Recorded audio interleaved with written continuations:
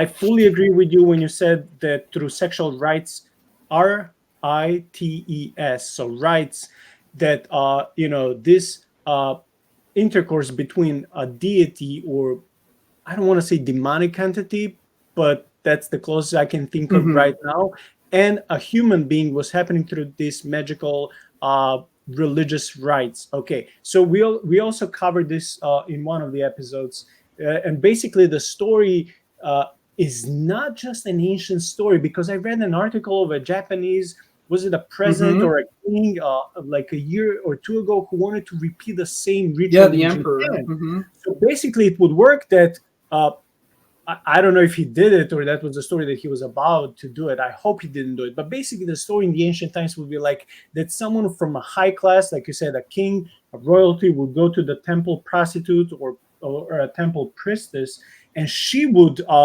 be indwelled by this demonic entity of her god or goddess that she's following.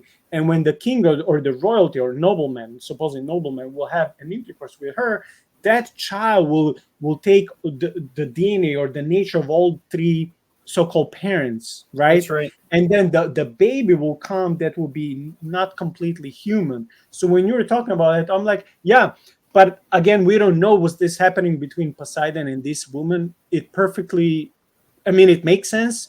So when I said, how did this happen?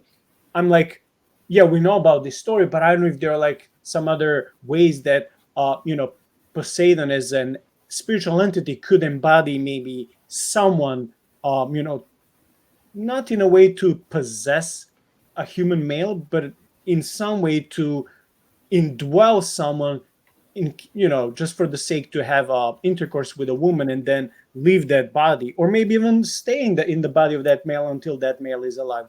We don't know, but these speculations are not without any foundation. Before I Exactly. continue reading, I want to read a question from Sean. You met Sean last week. Yeah. Hi, Sean. Okay, so the question is, I've heard that the ritual bed of Marduk was the same dimensions as the bed of Og in the Old Testament. Does this indicate that Og was part demon? Og, the king of Bashan. He's for those of you who don't know, he's referring to. I believe it's in the book of Numbers is where it shows this, but it says that his bed. It describes his bed, and when it and sometimes people are like, why does it describe his bed? That's weird. Well, it's because in the ancient world, see, the Israelites weren't dumb. They knew what their neighbors were doing. So it's not like the Israelites just, were these idiotic people. And that's, you mentioned actually earlier, sorry to go off on a slight tangent here. I'll try to keep it really short, but you mentioned earlier how skeptics will say, like, oh, the Bible stole these stories from Gentiles.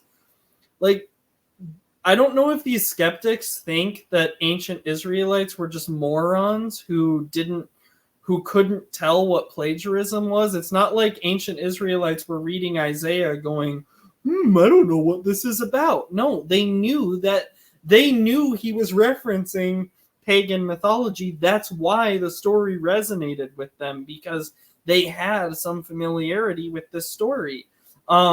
Anyway, I digress from that.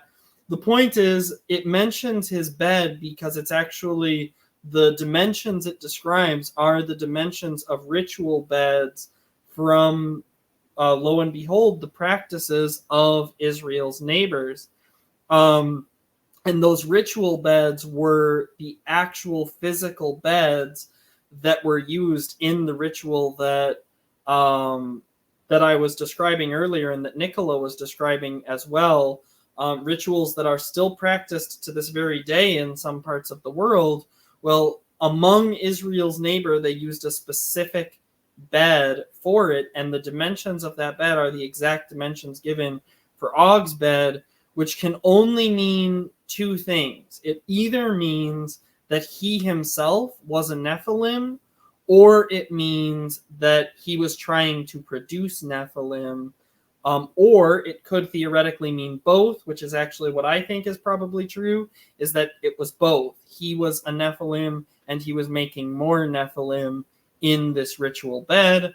And this is actually why through in the Psalms we see the destruction of Og, the son of Bashan, or sorry, the Og, the king of Bashan. It only gets like a couple verses in the scriptures where it describes the defeat of Og.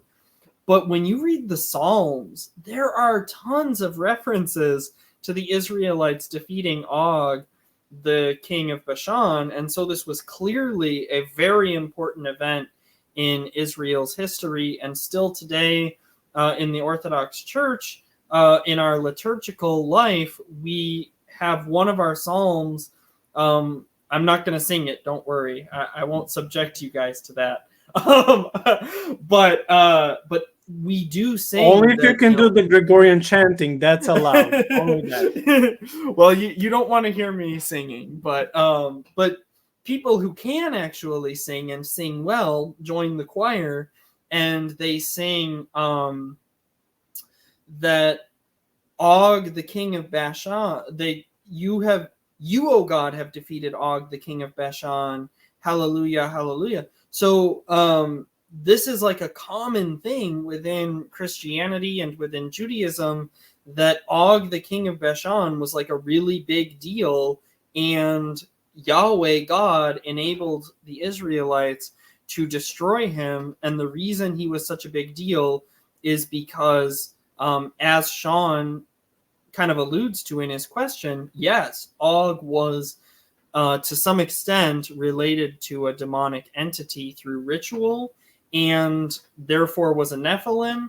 He also was, in all likelihood, producing more Nephilim, or at least trying to, and that's why the Israelites are commanded to wipe out the people of Bashan, because that's another thing too, by the way, in the Old Testament, the whole thing about where it's like, oh, why were the Israelites so violent? Well, they were only commanded violence in certain places. And when you look at the tribes they were actually commanded to wipe out, all of them were tribes that were practicing the Nephilim ritual. So all of them were tribes that were united to demons in this very specific way. Thank you. I noticed that section is left out in many Bible commentaries, even coming from some sound theologians and scholars and Bible commentators. I'm like, are they afraid that someone will laugh at them, that this was a big deal when God would say, go and annihilate them, devote them to destruction? Like, could it be that it's not a coincidence? Could it be that God was sending Israelites to destroy these nations that had the giants? That's been in my mind for a long time, but not many scholars are assessing this. So I'm like, it should be kind of obvious if you study, and these scholars know way more than me, yet barely anyone talks about this aspect. Well, they don't talk about it because, so a great book that does talk about it is God is a Man of War by Father Stephen DeYoung. That's an awesome scholarly book that does talk about it, and I think you would really enjoy that book. But most scholars, especially in the West, don't like to talk about it because the idea of ritually creating demon-human hybrids is something they're very uncomfortable with conceptually. And the reason for that is because, unfortunately, even, at least in the West, even people who are in the church who should know better, by default, we tend to be materialists. So we tend not to really want to believe that the spiritual realm is active and involved in the world in a very direct way. But if you take the Bible seriously, and if you take Christian truth claims seriously, then I really don't think you can get around the fact that the spiritual realm is very active, and I don't see any reason to. I think we should embrace it. And that's why I love your show. Just to give another little plug here, that's why I love your show so much, is because you do take it seriously, and you're willing to talk about, like, okay, why are all these ancient people talking about fairies and vampires and all this stuff? Why are they doing this? Well, let's take a look at the actual source material here. Let's examine it. Let's ask ourselves this question, instead of just making some kind of sweeping assertion that all ancient people were morons and we don't have to take them seriously, let's ask what they were really talking about here. And I just love that so much. So I appreciate what you're doing.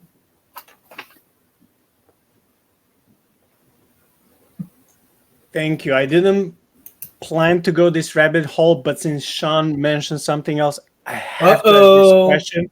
And I remember while I was studying in Moody, I asked this question to the professor, and he didn't know. And I don't blame him, because the question I'm about to ask is very difficult one. And only through studying these fringe topics and ancient Near East mythologies, we can try to get some context and answer. Without that, we can't even speculate, but at least with this background, we can speculate. So based on what Sean wrote, and I'll read it, I have a question for you, Kevin.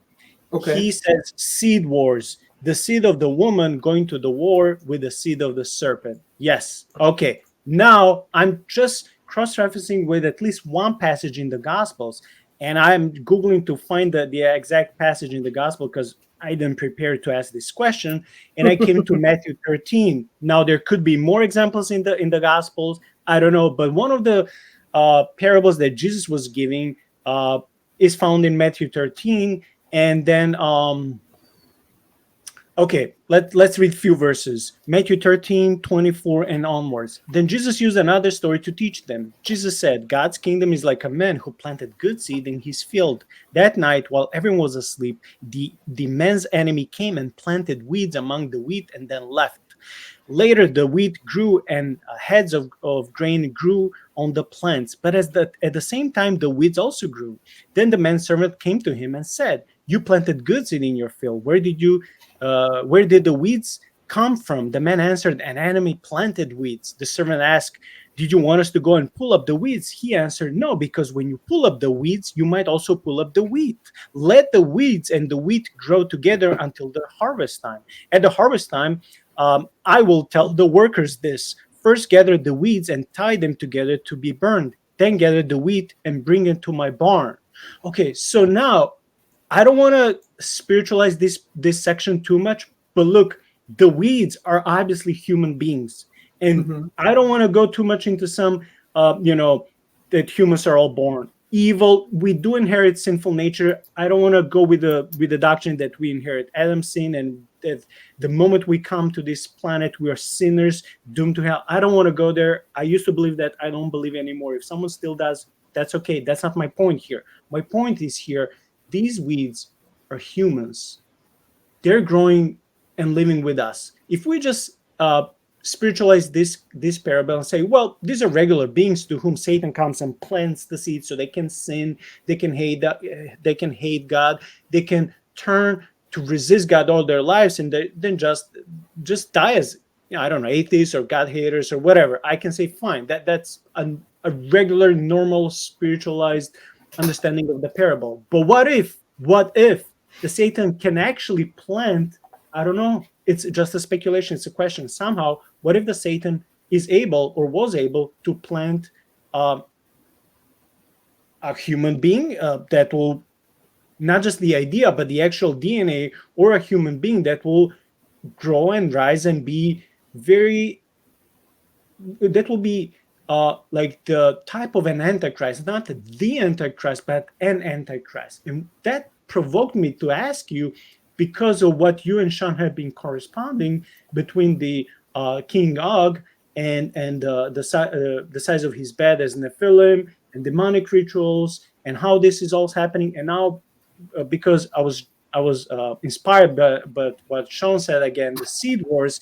I remember asking the same question like several years ago to one of my professors. And he said, "Of course, we don't know how this happened." So I just want to ask you, in your studies, Kevin, besides this spiritual understanding that the devil can plant the seed in our mind and hearts to reject God, do you think there could be another understanding of this passage, that this could be actually people, not just ideas in their minds, but they're people who are growing, I don't know how, but somehow planted by the devil?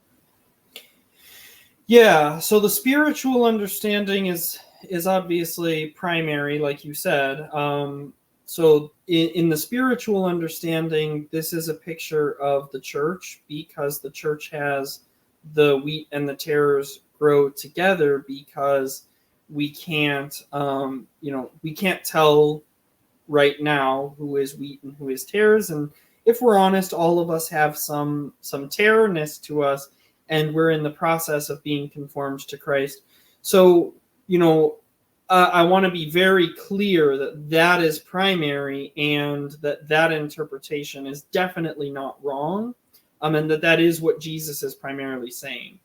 Now, as far as like the implication of it for the broader world and the broader worldview, and the implication of it that ties into what we're talking about, I don't know for sure if that parable is specifically talking about people like Og of Bashan, but I think it applies in the sense of exactly what we're talking about, that through ritual, the seed of the serpent really genuinely does. I mean, okay, so biologically, by DNA, these people are humans just like you and I, because they would be, because physically speaking, there's a human being possessed and a human being taken advantage of and all these things. So physically, biologically, I'm sure that a DNA test wouldn't be like, oh, this DNA test shows that you're the son of Satan. That's not what I'm saying, but I'm saying that they have a connection to that, and people and there's a reason why God commanded the Israelites to, wipe these people out, and not, whereas with other people, frankly, there are other examples in Scripture where God says, do not kill any women or children, only kill the fighting men. And that's really rare in the ancient world. In the ancient world, you don't see that very often. It's much more normal to see people getting wiped out. But God specifically commands the Israelites not to in most cases. He commands them to when it's the giants. Why that is? Probably because these rituals are creating something evil, and that evil needs to be put in check. So, with that said, I do think, Genesis 3:15, it does say, I will put enmity between you and the woman, between your offspring and her offspring, and he shall bruise your head, and you shall bruise his heel. So when we talk about seed wars, the most important thing to note is that Jesus Christ is the truest example of the seed of the woman, because he has no human father. He is the one true seed of the woman, the Son of God and the son of the Theotokos.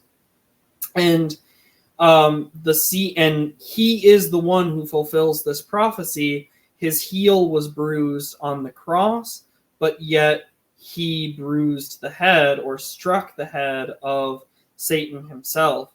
And so he destroyed the presence and power of Satan, and then sends his church conquering and to conquer, to bring all the world under his dominion.